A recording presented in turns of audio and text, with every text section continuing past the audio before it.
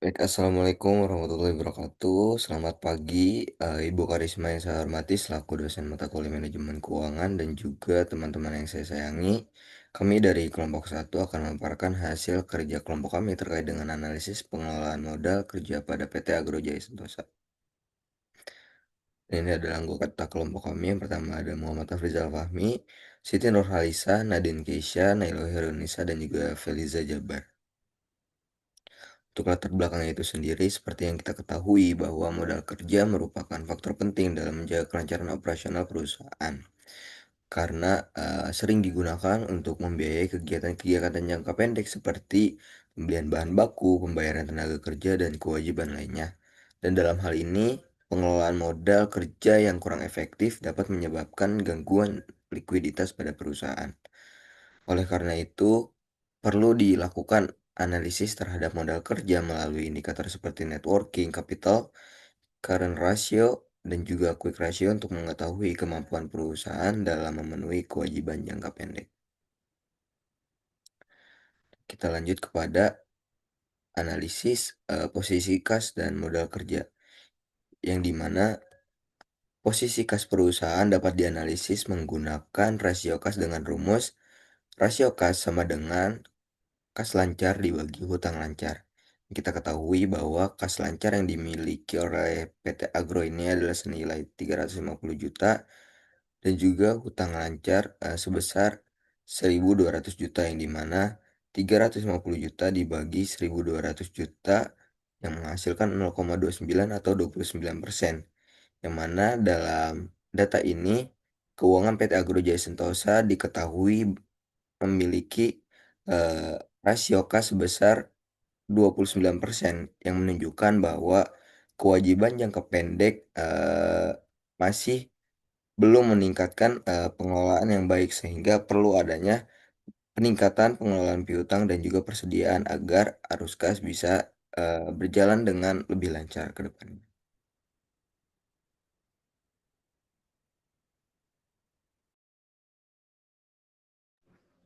Oke, untuk selanjutnya di sini ada perhitungan modal kerja bersih atau networking capital, di mana di soal diketahui bahwa hutang lancar sendiri ada sekitar 1.012 juta. Nah, aktiva lancarnya itu 1.500.000.000. Sedangkan rumus NWC itu aktiva lancar dikurangi hutang lancar.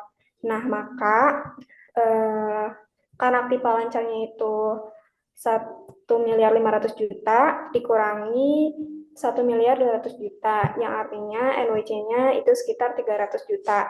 Artinya modal kerja bersihnya itu kan ada 300 juta. Jadi perusahaan itu masih mampu menutupi kewajiban dalam jangka pendek. Nah, tapi kondisi itu tuh belum optimal karena dananya itu banyak tertahan pada piutang dan juga persediaan.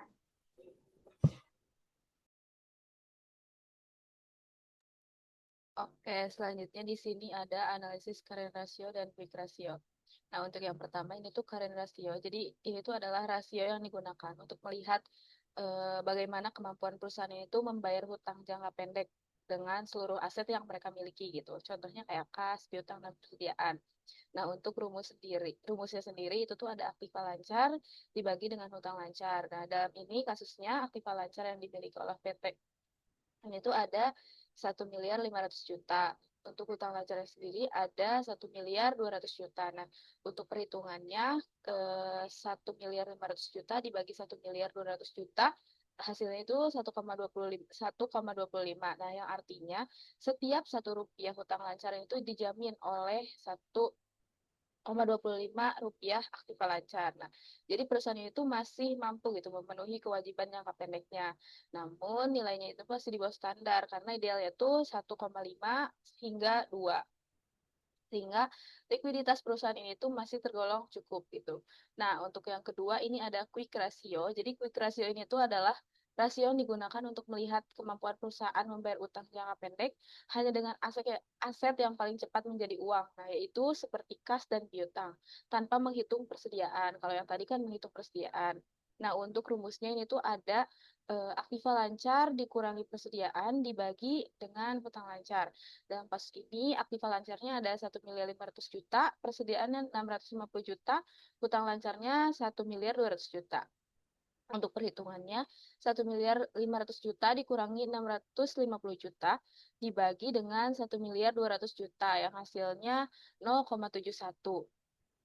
Yang artinya ini tuh kas dan piutang ini tuh hanya mampu menutup 71% hutang lancar gitu. Nah, jika nilai ini tuh menunjukkan di bawah satu, likuiditas ini tuh likuiditas di perusahaan ini tuh masih belum kuat. Jadi perusahaan itu perlu meningkatkan pengelolaan kas dan mempercepat penagihan piutang.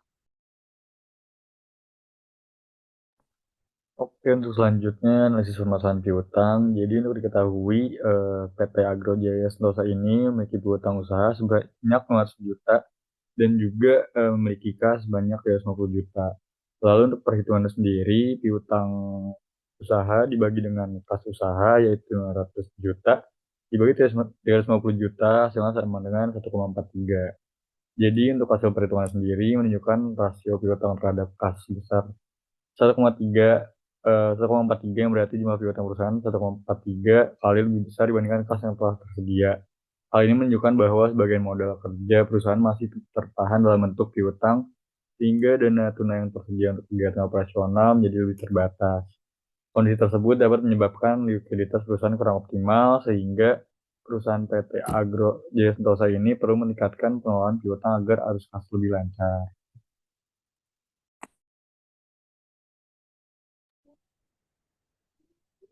Lalu selanjutnya ada analisis pemasaran persediaan.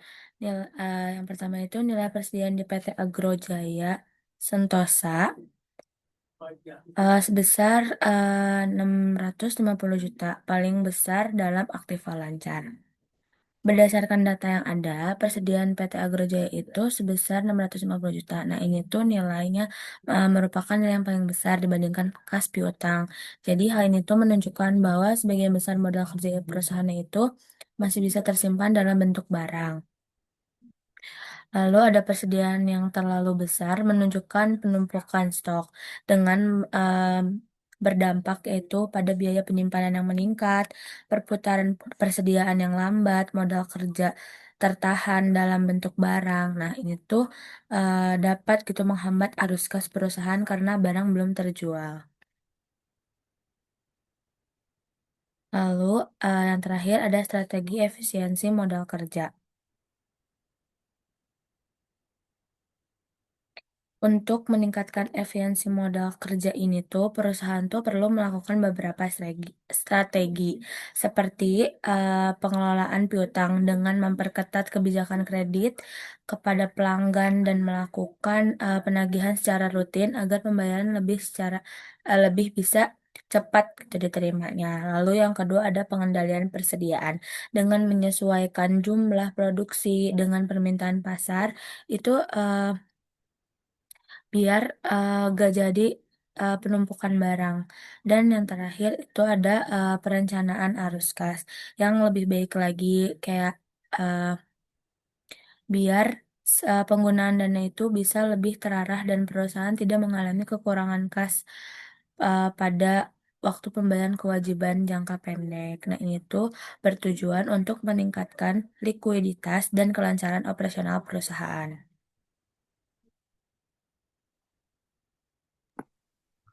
Oke, untuk kesimpulan sendiri, pengelolaan modal kerja PT Agro Jaya Sentosa secara umum cukup baik, terlihat dari NWC-nya sebesar 300 juta yang menunjukkan bahwa aktiva lancar lebih besar daripada hutang lancar. Current ratio 1,25 menandakan perusahaan masih mampu memenuhi kewajiban jangka pendek. Meskipun belum ideal, sementara itu quick ratio sebesar 0,71 menunjukkan kas dan piutang belum sebenarnya mampu menutup kewajiban tanpa persediaan. Selain itu juga, piutang lebih besar dari kas menunjukkan sebagian modal kerja masih tertahan pada pelanggan sehingga perusahaan perlu meningkatkan pengelolaan piutang, persediaan, dan juga arus kas. Untuk saran sendiri, yang pertama meningkatkan pengelolaan modal kerja agar arus kas perusahaan lebih stabil, yang kedua memperketat kebijakan kredit, dan mempercepat penagihan piutang agar dana tidak terlalu lama tertahan pada pelanggan, yang ketiga mengendalikan jumlah persediaan bahan baku dan produk jadi agar tidak terjadi penumpukan dan biaya penyimpanan dapat ditekan, Yang keempat, melakukan perencanaan arus kas yang lebih baik serta mengatur pembayaran kewajiban jangka pendek secara tepat waktu. Dan yang terakhir, meningkatkan efisiensi modal kerja untuk mendukung kelancaran operasional dan juga kinerja keuangan perusahaan.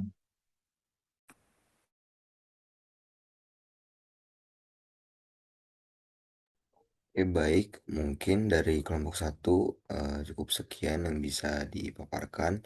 Terima kasih atas segala perhatiannya. Mohon maaf apabila dari kami masih banyak kekurangan dalam perkataan maupun perbuatan. Assalamualaikum warahmatullahi wabarakatuh. Waalaikumsalam. Oke, Waalaikumsalam menurut Ibu warahmatullahi wabarakatuh. bahasan gimana tadi ya?